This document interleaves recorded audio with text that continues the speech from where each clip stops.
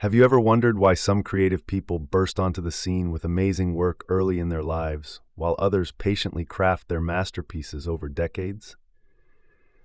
It's tempting to think that genius has an expiration date, that brilliance belongs only to youth, but the reality is more fascinating.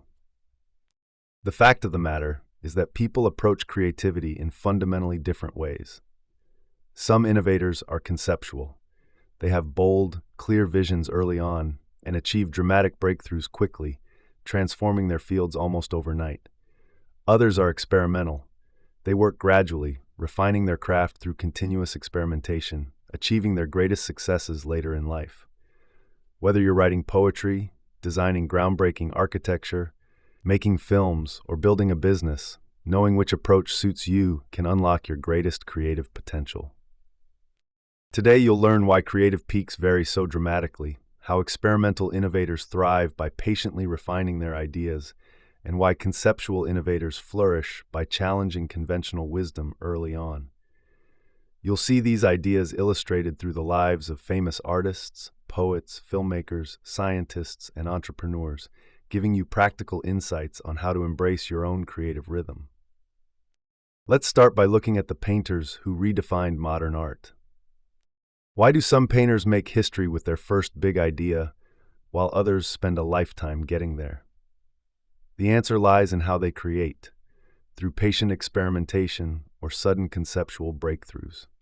Some, like Paul Cézanne and Jackson Pollock, worked experimentally. They began without fully formed ideas. Instead, they discovered meaning through the act of painting itself. Cézanne was never in a hurry. He believed you had to learn by seeing, and progress came slowly, if at all. Late in life, he still worried he wouldn't live long enough to finish the work he'd spent decades trying to figure out. Ironically, it was his final paintings, full of patient revisions and unresolved brushstrokes, that would inspire the biggest breakthroughs in 20th century art. Pollock followed a similar path, but faster. Years of failure and frustration preceded his breakthrough at 35, when he abandoned brushes entirely. He threw away traditional tools and worked directly on the floor, painting with sticks and pouring paint from above. These massive, controlled explosions made him the most influential American painter of his generation. But again, it was only after years of wrestling with his medium that he made something new. Conceptual innovators, on the other hand, play by different rules. They often achieve their most important work early, driven by a desire to realize bold, clear ideas. Picasso's best-known pieces were created in his 20s and early 30s, when he treated painting as a flexible language for expressing whatever he wanted in whatever style suited the moment. Andy Warhol took this approach to its logical extreme. He stripped away emotion and replaced it with the cold precision of machinery. In just a few years, he'd reshaped the boundaries of art. Whether through slow experimentation or rapid idea-driven leaps, what matters is when and how artists figure out what they want to say, and the tools that let them say it. Of course, it's not just painters. Let's look at how poets take wildly different routes to lasting impact. When it comes to creative brilliance in poetry, the same distinction between experimental and conceptual innovators emerges. Some poets bloom early with complete visions. Others spend decades learning their craft before producing their best work. Understanding which type you are could save you years of frustration. Take Robert Frost, whose poetry blossomed late in life after decades of quiet reflection and experimentation. He spent decades writing poetry that sounded like real people talking. No fancy literary gymnastics, just ordinary language carrying extraordinary weight. Critics called his work simple. They missed the point. Frost achieved deep layers of complexity through subtle ambiguity, encouraging multiple interpretations. His poems appear straightforward, yet offer rich metaphors about temptation and purpose, crafted through meticulous revision. T.S. Eliot attacked from the opposite direction. He wrote poetry for scholars, loading every line with references and fragments that demanded detective work from readers. His groundbreaking poem, The Wasteland, revolutionized modern poetry by embracing complexity, weaving multiple historical references into a powerful reflection on post-war despair.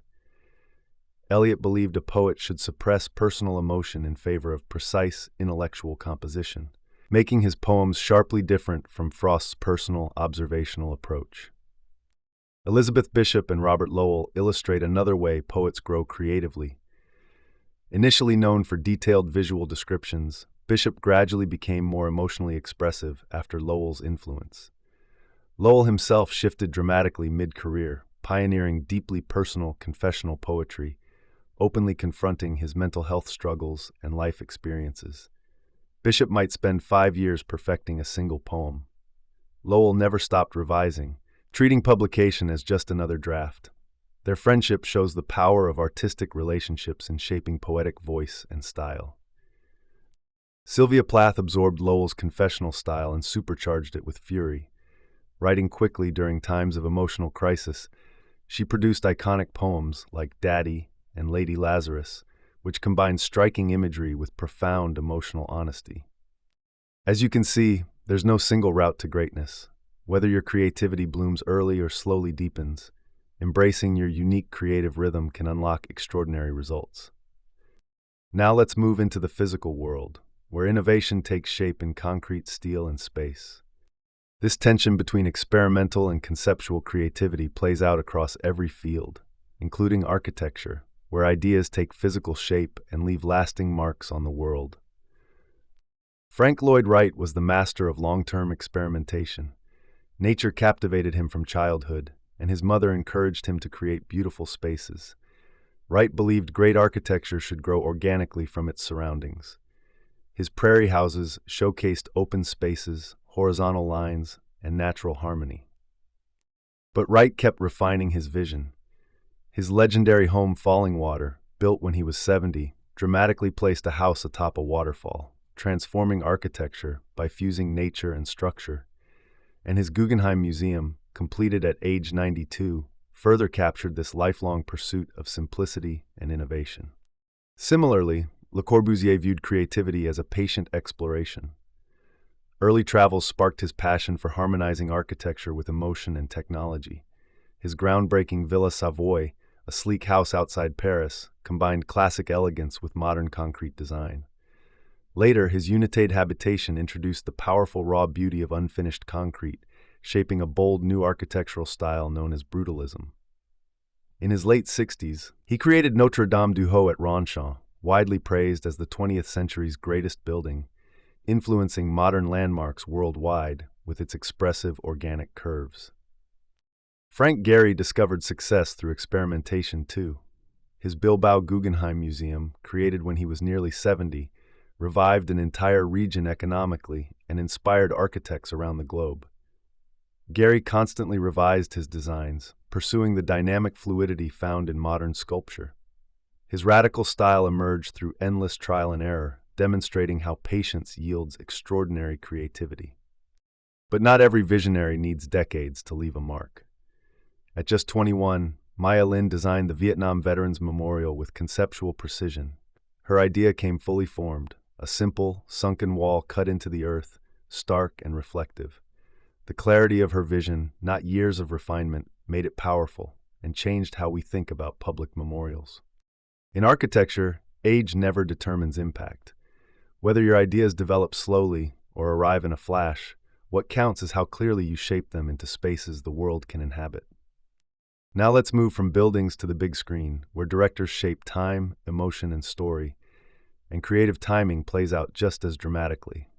Film is a uniquely collaborative and technical art form, but just like in painting or architecture, a director's breakthrough often depends on how they approach their craft. Some shape their vision through years behind the camera. Others arrive with a fully formed idea that changes the medium overnight. Experimental filmmakers like John Ford and Alfred Hitchcock perfected their craft slowly, constantly refining their visual style and storytelling. Ford, famous for westerns like The Searchers, preferred to let images tell stories, using majestic landscapes and minimal dialogue. He insisted audiences relate deeply to realistic characters, often morally complex heroes like those played by John Wayne, who restore order but can't fit into the world they create. Ford believed good movies simply entertained and satisfied viewers, and his best work emerged after years of steady refinement. Like Ford, Alfred Hitchcock built his command of suspense through relentless experimentation with cameras, cuts, and visual shocks. Movies like Vertigo and Psycho existed to seize audiences by the throat emotionally. Hitchcock carefully crafted unforgettable visual moments, focusing obsessively on technique rather than profound themes. For both Ford and Hitchcock, filmmaking was a continuous learning process, with masterpieces arriving after years of experience. On the other hand, conceptual directors burst onto the scene with big ideas fully formed, often achieving their greatest success early. Orson Welles, already famous at 26, reinvented cinema with Citizen Kane, a film packed with groundbreaking visuals, complex storytelling, and powerful moral insights. However, Welles spent the rest of his life struggling to recapture that early brilliance, frustrated by commercial limitations. Similarly, Jean-Luc Godard disrupted traditional filmmaking in his youth, breaking storytelling rules with Breathless. Godard intentionally challenged his audience, believing cinema should confront viewers with philosophical concepts, but his innovations were early bursts of creative energy that he couldn't sustain. So here's the practical takeaway. If you're driven by technique and patient exploration, your best work may come later, after years of experimentation. But if you're an ideas-driven innovator, don't hesitate. Your breakthrough may be waiting right now. You'll find the same pattern outside the arts too, especially in science and business, where innovation depends just as much on timing as on talent. Breakthroughs in science and business might seem to come from flashes of genius, but they're just as often the result of long, deliberate work. Whether you're building theories or companies, how you think can shape when you make your mark. Take Charles Darwin, the iconic scientist behind evolution.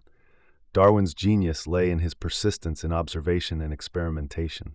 After spending 5 years sailing around the world on the Beagle during his youth, gathering thousands of specimens, Darwin spent decades refining his theory. He spent 8 painstaking years studying barnacles, experiments that became unexpectedly essential to his evolutionary ideas. His landmark work, The Origin of Species, emerged after patiently building massive amounts of evidence. Darwin's greatest achievement matured slowly, blossoming from decades of careful exploration. Albert Einstein operated completely differently. Einstein revolutionized physics at just 26, producing groundbreaking theories in a single extraordinary year. Working in isolation as a young patent clerk, he challenged conventional wisdom through pure thought experiments, imagining himself riding alongside beams of light.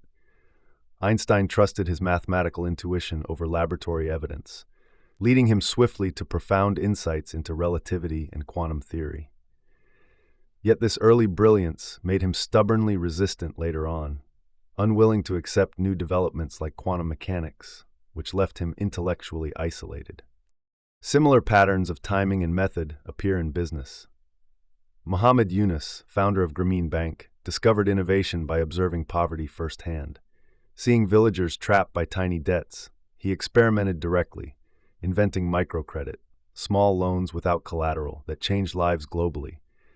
Yunus built Grameen incrementally, responding creatively to real-world feedback, an approach producing his major contributions later in life.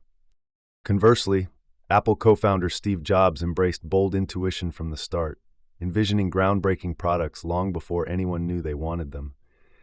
Jobs relied on instinct, aesthetic perfectionism, and a relentless belief in simplicity and elegance. His greatest innovations were swift, visionary leaps, achieved early and repeatedly. Ultimately, when and how innovators peak depends largely on their methods, experimental patience or visionary boldness. There's more than one path to creative brilliance. But while individual style shapes the pace of innovation, lasting impact often depends on something else entirely: the people we create with or against. Creativity may begin in the mind of an individual, but it rarely ends there. Whether breakthroughs come early or late, in solitude or side by side, one thing becomes clear across art, science, and business: innovation thrives in the company of others. Not necessarily in harmony, and not always through teamwork, but through proximity, friction, shared purpose, or open defiance. You've seen how the most impactful collaborators often reflect each other's working style. Conceptual thinkers like Picasso and Braque built Cubism in close step, pushing one another through shared theory and daily critique. In film, Orson Welles and Jean-Luc Godard sparked revolutions not with crews of cautious realists, but with teams who shared their appetite for risk. At Apple, Steve Jobs built a culture of visionary execution, filled with engineers who could bring raw concepts to life. These partnerships thrived because they aligned around a shared creative rhythm. But not all influence is cooperative. Some of the deepest insights come from disagreement, even disdain. When Virginia Woolf, one of the era's most influential novelists, dismissed James Joyce's Ulysses, it revealed a clash over what literature should be: patient observation or bold disruption. Robert Frost's lifelong resistance to T.S. Eliot reflected a similar divide between the experimental and the conceptual. These tensions sharpened goals, clarified positions, and raised the stakes. That's the real lesson here. While the creative journey may be solitary, the creative landscape is shared. Great work responds to the world and to the work of others. Even Einstein, famously skeptical of collaboration, turned to a friend when his thinking reached its limits. Even Cezanne, fiercely independent, found essential early guidance in the company of Pissarro. Behind nearly every lasting breakthrough is some form of conversation, sometimes nurturing, sometimes combative, but always formative. So the question extends beyond when your best ideas will come. Who helps you get there? Everyone creates in relation to someone. Whether you find creative kinship, a shared challenge, or a worthy adversary, your place in that dialogue may be what turns effort into impact and vision into legacy.